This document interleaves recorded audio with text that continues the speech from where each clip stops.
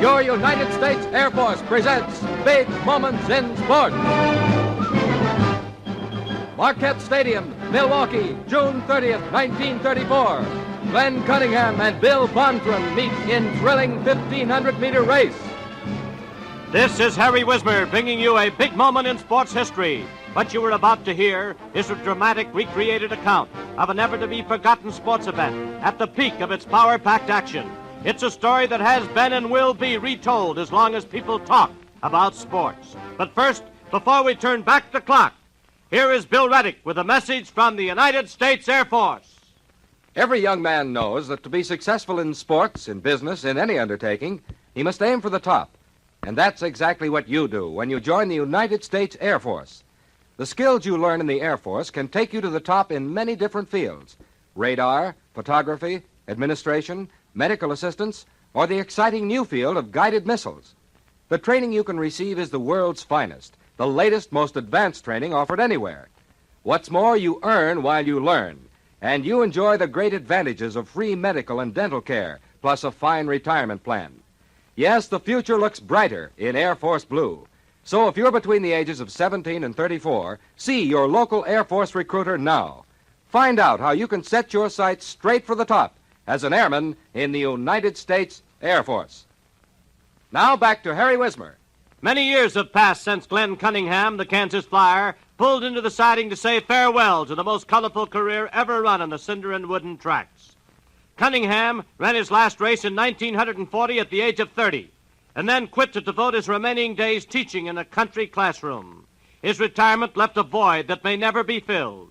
He was the glamour boy of track and field in the 30s, the decade of magic milers, the era of Gene Venske, Archie San Romani, Bill Bonthron, Chuck Fenske, Sidney Wooderson, Jack Lovelock, and the Rideout twins, Blaine and Wayne. Glenn Cunningham had to hit the top the hard way. When he was 7, he suffered an injury that left him almost a cripple. He was a country lad who had to go to a one-room school for his early education. Attending with him most of the time were a brother and sister. There were times, because of the inclement weather, that the teacher was late, and when that happened, one of the pupils had to make the fire to keep the room warm. On one particular day, his brother volunteered. He picked up the oil can and placed it on the stove. It was a costly mistake. Someone had filled the can with gasoline, and it exploded. The flames hit quickly, burning both Glenn and his brother. His brother died as a result of the explosion, and Glenn's legs were so badly burned and blistered that he couldn't walk for a year. Only the patient and untiring work of his mother, who continuously massaged his legs, enabled Glenn to walk again. But on top of that, he had a foot handicap that few people knew about. Glenn Cunningham had no transverse arch in his left foot. So he was never able to run with his foot straight out. He always had to run with it at a right angle. But it never stopped him from reaching the top once he made up his mind to do so. Cunningham learned that lesson when just a freshman in high school. He was rather a small boy at the age of 13 and always seemed to be a little tot to his schoolmates.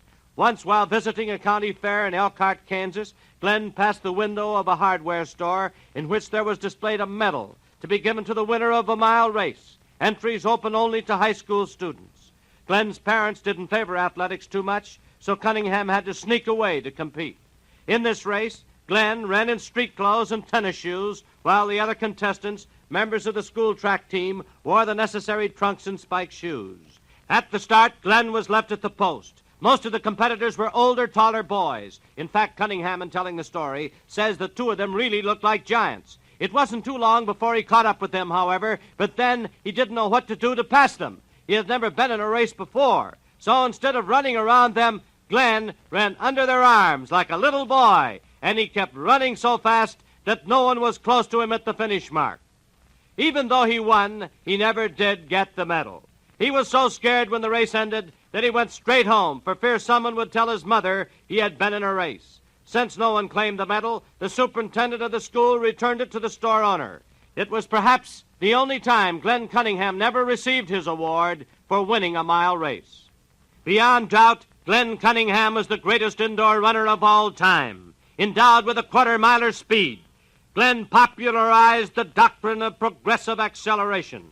He was the first miler to run the last half of a mile faster than the first half. The Kansas Flyer had many rivals as he ran the boards in New York's Madison Square Garden, the Chicago Stadium, the Boston Garden, and in Cleveland, San Francisco, and Philadelphia. Cunningham was respected, but never too popular. Not too many people knew the reasons why Glenn had to take long warm-ups before each race. Many of them felt that he was being an exhibitionist in those long jogging exercises, while in reality, he was giving heat to his tightened leg tissues, which had to be loosened because of the fire accident in the schoolhouse when he was a boy. Glenn Cunningham had one rival he couldn't shake, no matter how hard he tried. His name, Bill Bonthron of Princeton. Unlike Glenn, Bill didn't like to run. Bonnie towed the mark because he felt it was his duty for dear old Nassau. His long strides down the home stretch were something to see. In fact, in 2 of their 4 meetings, he let Cunningham watch from the rear. But as soon as he graduated, Bonthron, a tall, dark, deep-chested power strider, quit the track to devote himself to a career as an accountant. But I bet he can still hear Madison Square Garden fans yelling, "Here comes Bonnie," in his attempt to nip Glenn Cunningham at the finish line.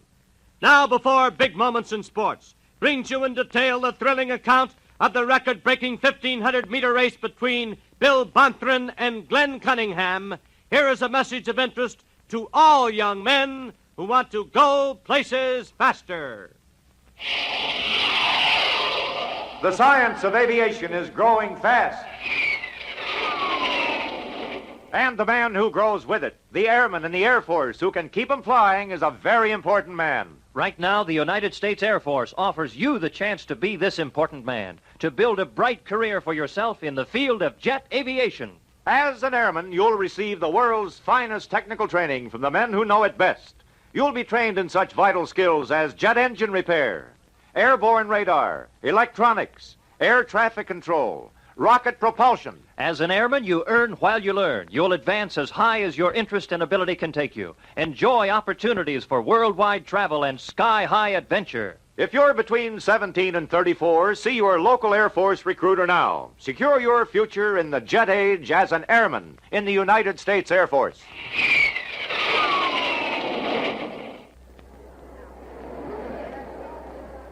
Marquette Stadium, Milwaukee, June 30th, 1934. The record-breaking 1,500-meter race between Bill Bonthron and Glenn Cunningham.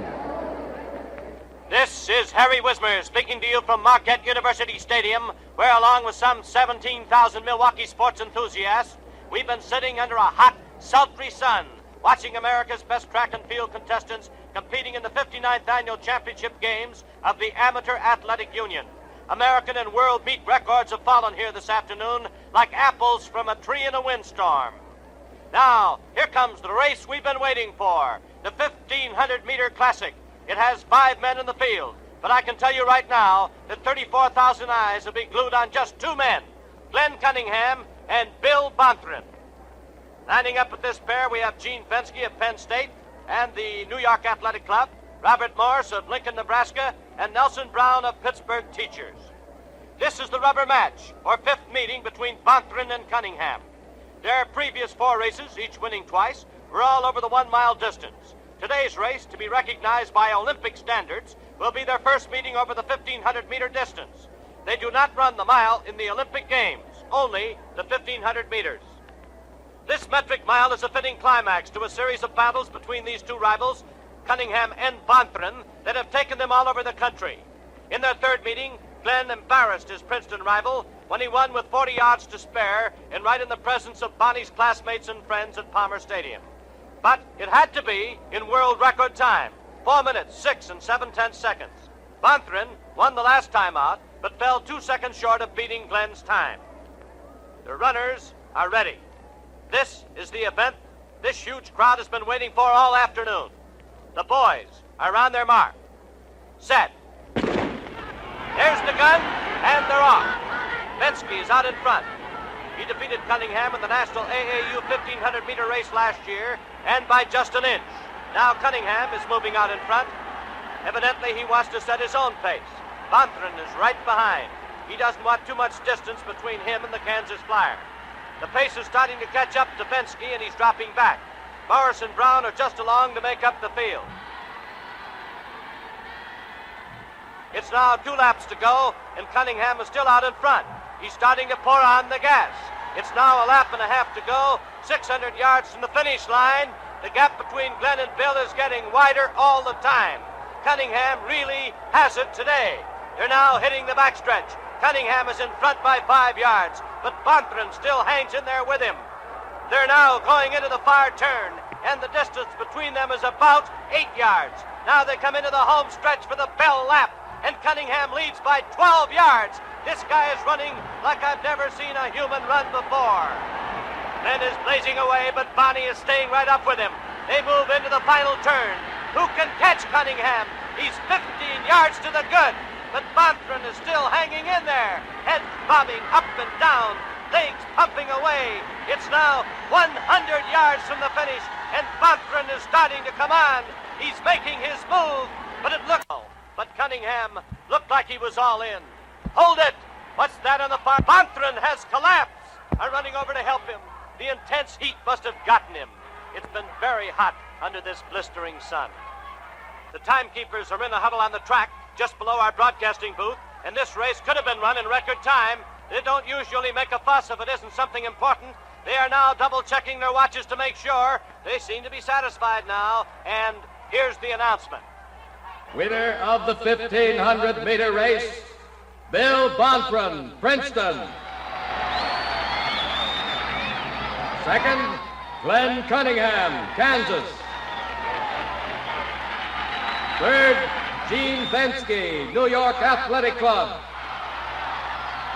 Time, 3 minutes, 48 and 8/10 seconds, a new world's record.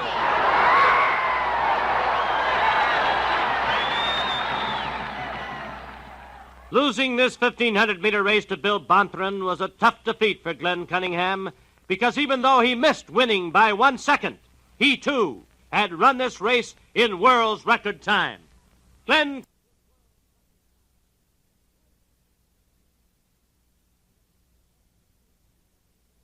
This is a Western Agency Company production. Today's football.